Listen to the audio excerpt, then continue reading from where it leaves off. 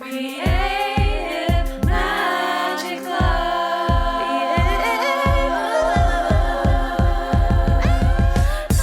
What's up? This is Sarah Mack and welcome to Creative Magic Club. Together, we'll discover inspirational stories of creative entrepreneurs living out their dreams, doing the work they are most passionate about, and building wealth in magical and fun ways. While building a six-figure income as a writer and coach, helping other women to launch their dream businesses, I've connected with so many incredible people and seen it proven again and again that you can thrive financially doing whatever it is you are passionate about. I'm here to share life-changing strategies for mindset, making money, and reaching more people with your work in a business and life filled with creativity, freedom, and fun.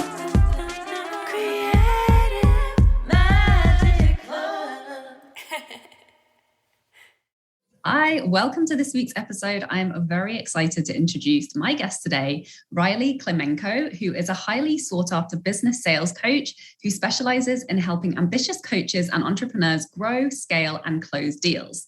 She teaches elite conversational sales and has worked for Bank of America and TD Bank, among other financial organizations, before leaving her corporate career to begin her coaching practice. She mentors her community of business owners, teaching them exactly how to close deals with confidence, purpose, and finesse. Hi, Ryleigh. Thank you so much for joining us.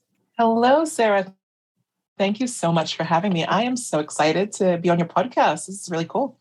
Really cool. Yes, let's dive in. So please tell us, how did you get to doing what you're doing today? Okay, so before becoming a coach and before kind of making that transition, I worked in corporate, and like many other people, I had been kind of climbing the corporate ladder and climbing and trying to, navigate and grow my career. And in 2016, I had my twins, and it was a really crazy pregnancy and a really crazy experience in that they're a very rare type of twin, which required like a long period of hospitalization. And what happened is and I know that there's other women in here that can definitely feel it and know what it's like, but I went back to work 4 weeks out after they were out of the NICU. I was right back to it. And I was leading a region. I was bringing my kids to hotels with the au pair. Like, we were at it. And what happened was I never actually let myself have time to heal and recover after actually having these kids. And so I just kept grinding. And that was 2016. And then in 2020, I was pregnant with my son. And then we had the pandemic. And like many other people, I'm kind of like, well, what happens? What's going on? And what are my next steps? And so what I did was, because I didn't know what COVID was going to do with pregnant women or what was going to happen in that capacity, I just took some time off, gave birth to my son a month later. And then I saw myself, and it was like I was looking back at a mirror, and I was looking back at the tape and saying, what am I going to do? Am I going to go back and have that same high stress experience, high grind experience?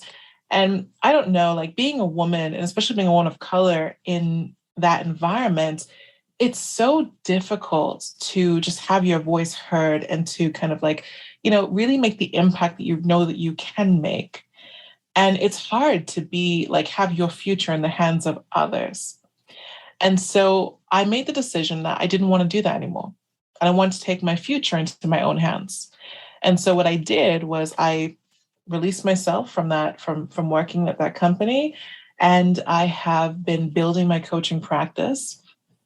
Initially, I didn't jump right in though, right? I stayed home, I was with the kids. And then, I don't know, I just got bored. I was developing these little people, but I wasn't developing anyone else. And I wasn't, I didn't get that rush of excitement of seeing people have their aha moment or seeing people make progress or breakthrough or, all those things. And so I decided that I was going to hold a summit. And I didn't know, I didn't know how to market a summit. I didn't know how to build a landing page. I didn't know how to do any of that stuff. I had no idea. And I gave myself 2 weeks to figure it out. And I figured it out. And it was probably one of my second best event to date when it came to attendance, I think because of pure force of will. And God bless everybody who actually signed up to speak at that event, because I had no website, I had no name, I had no brand. They just kind of went with it.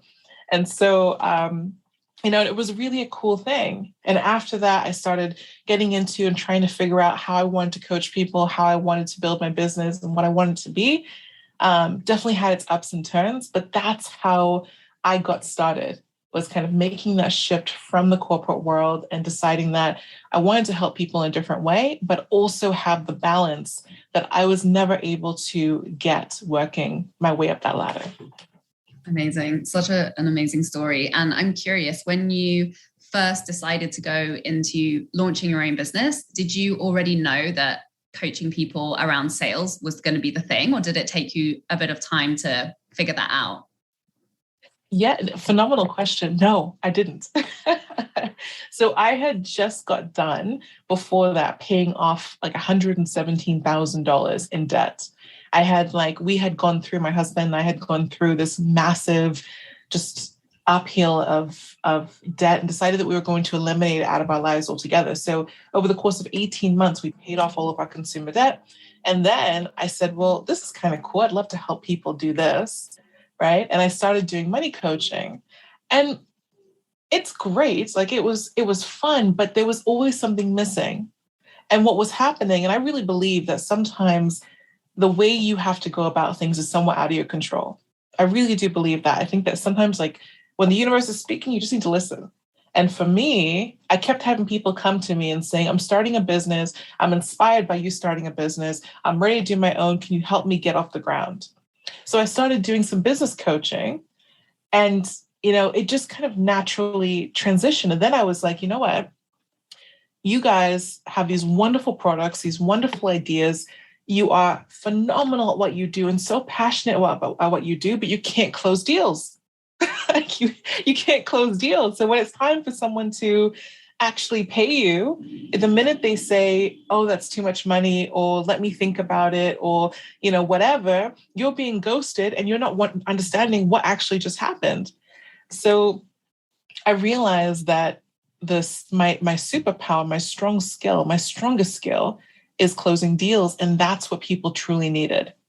Like, it's not just, you can have a phenomenal lead generation system. You can get in front of hundreds of people, but if you can't close it, especially if you're selling high or mid price, if you can't close it, it's not going to serve you. And you're just going to get burnt out from the long run.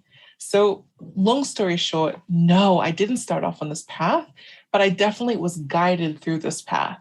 And there were so many ups and downs. I'll tell you, Sarah, what happened is I was so resistant, and this is something that happens for so many people. I was so resistant of the idea of niching down and trying to choosing who I wanted to work with. I was like, I can work with anybody. And so I know so many people feel the same way. And so I was making a little bit of money here or there, but not making enough to really make an impact. I wasn't replacing my income. And it was just I don't know, I was just grinding and hustling and working a ton of hours. So I would wake up at 5 a.m. in the morning. This part I really didn't mind. I'd wake up at 5 a.m. in the morning, and then I'd do morning mastermind, do some work. And then at 7:30, I'd put my mom hat on until about 6 p.m. And this is the part that I really did mind.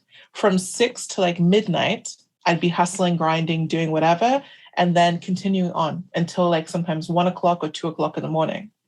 And I was this is just miserable. It's absolutely miserable. And so what happened was I said, I'm doing this wrong. It's not working. So I locked myself in my office for a weekend, and I created this plan, my 5-year plan of what I wanted to do, how I wanted to touch people, and just a different dynamic to what I was doing right then and there. And so the next day I hired a business coach who I knew and who I had a relationship with. And then within weeks, I sold out of my first group coaching program. Hired her, within weeks, it was just done. And then I got angry because I had built all these elaborate funnels and all this whole crazy webinar system and all this stuff. And I never actually got to roll it out. So I was disappointed at not being able to roll out the work that I did. But, it was that was just part of the journey. That was just part of the shift. Right. It's that Marie Forleo phrase ringing in my head: clarity comes from action. Like, it's the only way that you're going to get to that clarity is by taking the action, right? And presumably, so you obviously, sales was a skill that you developed in your corporate career, but it was just such like a natural part of what you were doing that you didn't immediately identify that as, like a superpower and a skill that you had. Until you had clients that were asking you, you were helping clients to solve problems for them. And that's when it came into play. Yeah. You know what, for the most part. And I have to tell you, like, I am not a natural born salesperson. Like, what people believe is what makes up someone who actually closes deals and does the best. Like, they see some of the big names like Jeremy Minor or, Wolf of Wall Street, Jordan Belfort. They see those names and they associate that, or Dan Locke, they associate those big personalities and those harsh personalities with being like what sales are. You have to be arrogant, you have to be like domineering, you have to be manipulative, you have to do all those things to actually get people to purchase from you. And I was never that way. I'm like a deep introvert. Like, I'm like a really I'm just not that person. And so I had to figure it out on my own, like what it would be. And I was blessed to have some amazing sales training. But what I found about all the sales training that I experienced was that it was always missing something. It was always missing, like, how do you actually get people to buy in the beginning? Or how do you actually get people to overcome the objections? Or how do you do this without actually having to have this long, drawn out script that people can read between? And so for me, it was really being able to show people, like being able to take those things and say, how do I apply it so it works for me? And once I got it down, that's when I was like, it's like the light switch happened. And I was able to train other people at Bank of America, at TD Bank, and at other places of how to have these conversations in meaningful ways and to create results and to create relationships really rapidly. Because when you think about someone like a teller or a personal banker, a teller, for instance, how long do they have with a client? They have just a couple minutes while they're running a transaction. So how do you build a relationship really quickly so that person's able to say, when you give me advice, I'm willing to accept it. And then when you think about someone like a personal banker or a business banker that has a little bit more time and space with someone, but they're offering you $1 million product, how do you then get the buy-in and the trust needed to be able to convert that sale? So those were the things that I learned and that I was able to then implement. And within my own business, that's what I focus on today, is teaching people that you don't have to use manipulation tactics. You don't have to be a natural born like extrovert salesperson. You can be yourself. You can be genuine. You can really care about people. It's entirely about building relationships. And when you become good at that, you become fire at closing deals. Yeah, I think this is such an important conversation, particularly for women entrepreneurs, particularly for creative entrepreneurs too, who, do tend to have a lot of resistance around the concept of sales for exactly the reason that you shared, that a lot of, the identities that are associated with people who are good at sales just don't resonate for a lot of women, or for a lot of, like you say, introverts, or people who are like highly sensitive, or just not really outgoing, or, exhibiting a lot of those things that, like the men leaders in sales have kind of put their stake in the ground around what sales is. But the fact of the matter is, you have to be good at sales if you want to be good at business. Like, it's literally the number one skill, and you have to be good at it. Otherwise, your business is going to suck and your life is going to suck. So I think it's so important to share that a lot of the preconceptions that we have around it being hard or not available or limiting or unenjoyable or, out of alignment with our values or our integrity, we don't have to do sales in that way, because at the bottom, at the end of it, it just is human relationships, and it is just a conversation at the end of the day. So I love that you're bringing this conversation, and I would love for you to share what are some of the main like blind spots that you see in clients that you're working with, that maybe they just aren't aware of, or preconceived notions that they have, or just some of the key things that people tend to struggle with? Yeah, I think there's two key things, and I love that you mentioned like the creatives, and those individuals who are like more in tune potentially with their intuitive side and kind of say, well, people are just going to come to me. The universe is going to bring these people to me, right? And as much as I believe that what you put out there, you get back, we also have to take action, and that's the key. Right? Like your product's not going to sell itself. You have to take action to get your product in the hands of the people that really need your transformation and really need what you have to offer. Otherwise, there's a reason why, unfortunately, 89% of businesses go out of business. And it doesn't have to be that way because there are millions, billions of buyers out there who can really benefit from a number of different things.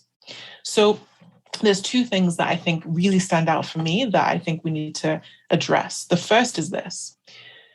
Rather than having a sales process, many times what I see are entrepreneurs who will info dump, right? And I call this feature dumping.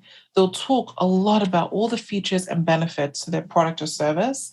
And in doing so, they don't really focus in on their client's actual problem or the roadblock that's coming between their client and success. So we don't, like when we dump information, let's put it this way. A client or a prospect is never going to purchase if they can't tie the solution to their problem. The answer will always be no, because people need to understand what it's going to do for them. And it's not enough to hear about your story or to hear about your background or to hear about all the features of the product. It's not enough. They have to be able to directly identify exactly what that product is going to do to help solve whatever problem is irritating them the most. And many times, like I said, people are relying upon info dumping and hoping that that's going to get there. But it doesn't. And so that's one shift that if you make, you'll have different results. If instead of talking about everything your program or your product does, you really focus on what is that one thing that is bothering that person and how can I help them solve it? Okay, that part is absolutely key. The next thing that I think is important for us to explore and to really think about are what objections really are. Many times, if an objection comes up, it's like people will run away from that person, right? Like they can't click the Zoom button fast enough to get off the Zoom. Like, okay, I'm sorry. It's not apologizing. Like, I didn't mean it. I'll let you go. Have a great day. Have a great life. Because they're uncomfortable. They're uncomfortable with someone who looks at them and says, I need to talk to my spouse, or not right now. There's a fear of rejection in there that needs to be addressed, okay? And what I want the audience to really do is think about it this way. When someone is giving an objection, what they're doing is they're slowing down the sales process. It doesn't necessarily mean that they are saying no to you, right? But it means that they could be on the cusp of it, but they need to slow down what's happening because they need to think about it. They need to get their head around it. And there's something deep down that is still bothering them, that's stopping them from making a decision right then and there. So when we think about it that way, we have to think about why people don't buy. And there are only 3 reasons why people don't buy. 1, they never needed it in the first place. And you're fishing in the wrong pond. Like you shouldn't be talking to this person. You didn't qualify them well enough. And they're not your person. And that's okay. We'd be comfortable with that. 2, they're not convinced the product has the right value for them. They're not convinced in the value or the transformation or how this is actually going to help them. They're not convinced. Or 3, they're not convinced that you are the right person to help them. Not yet. So when we understand those 3 things and we can identify which of the 3 is going on with that particular client, we can then shift the conversation so we can address whatever it is that's happening. And so I would encourage you, and next time someone sits down and says like, oh, I need more time, or no, or, let me talk to my spouse, or it's really too expensive. I can't afford this right now. Or let me go get a few more clients and then I'll work with you. The next time someone says that, don't let it sit there. Like push forward and find out what is really on their mind. Because what they've told you right there is just a glimpse. That's not the real objection. 9 times out of 10, it's not the real objection. It's a glimpse that there's something wrong. So when you question it, the next thing they say when they start going and talking a little bit more, that's what the real objection is. So it's like we have to listen to understand rather than listen to answer. I love that. Thank you for sharing those nuggets of wisdom. And what would you say is like the main message on your heart that you really wish more entrepreneurs knew? Yeah.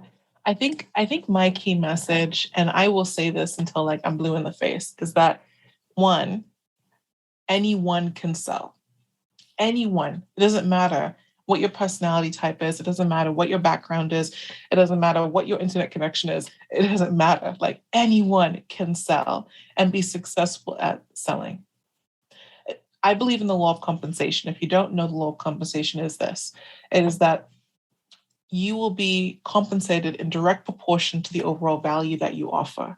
So if you have a fire offer, and if you have something really good that creates transformation, that helps people, that elevates people, then ultimately people need to know about it and people need to be able to benefit from it. There are so many things that never took off because they were never marketed well, because people didn't know about them, because people didn't get to experience them, that should have taken off, that could have created like life-changing benefits to us. And so I just like want to say to everybody watching, it's like, don't let yourself be one of those things. Don't hold back. Don't wait. Don't let like fear get in the way of being able to really step into your power and be successful. And don't let the fear of sales or the fear of rejection within the sale stop you from helping people the way that you are meant to help people. I love that. Such a powerful message. And I think it can be very easy to, get a little bit in our heads about strategy, particularly when we're learning a new skill, right? Because it does take a certain amount of like time and energy and repetition and, going through a growth curve and being uncomfortable to get good at something. But ultimately, at the end of the day, sales and marketing is just an extension of our work. Like our work means nothing until it's in the hands of somebody else who gets to receive it, right? And I always tell my clients to just tap into your passion.